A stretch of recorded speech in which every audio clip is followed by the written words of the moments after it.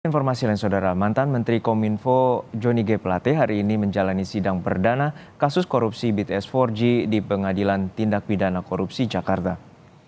Agenda sidang perdana adalah pembacaan dakwaan oleh jaksa. Tidak hanya Johnny, ada dua terdakwa lainnya dalam kasus korupsi BTS 4G, yakni mantan Dirut Badan Aksesibilitas Telekomunikasi Kominfo Anang Ahmad Latif dan tenaga ahli pada Human Development Universitas Indonesia Yohan Suryanto.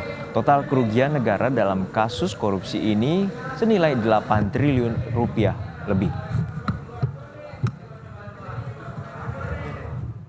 Presiden Joko Widodo berjanji akan segera mengumumkan nama Menteri Komunikasi dan Informatika yang baru setelah Johnny G. Plate resmi menjadi terdakwa kasus korupsi BTS 4G senilai 8 triliun rupiah lebih.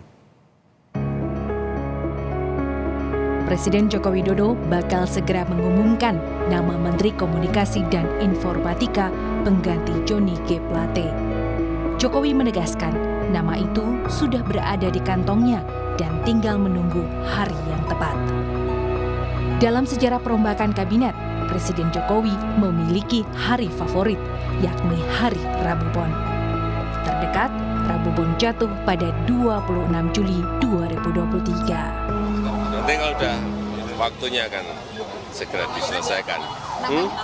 Udah, nanti nunggu. Menunggu apa, Pak? Menunggu apa, Pak? Nunggu hari. Kerja secara profesional. Presiden juga meminta semua pihak menghormati proses hukum.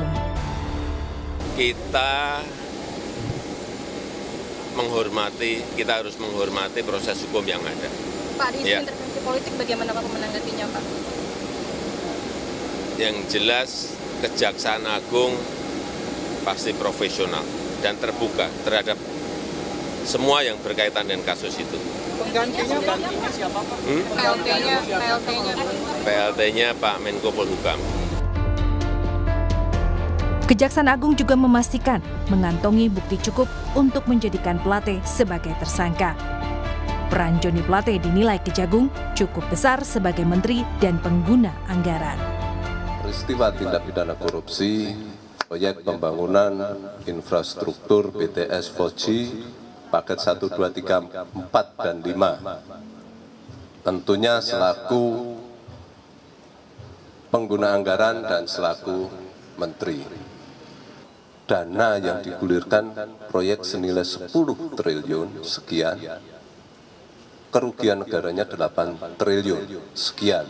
Nah, ini mungkin harus kita cermati bersama bahwa ini bukan peristiwa pidana biasa. Penyidik Kejaksaan Agung terus menelusuri harta kekayaan mantan Menkominfo Johnny G. Plate.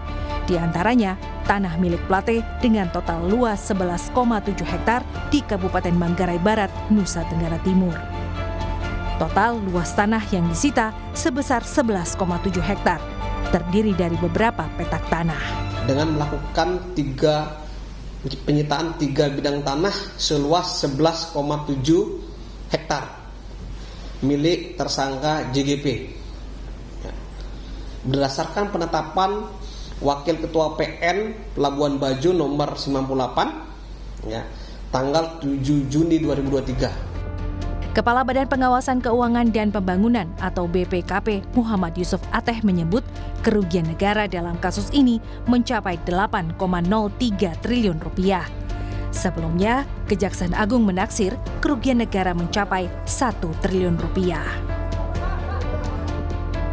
Kerugian negara sebesar lebih dari 8 triliun dari pengadaan BER.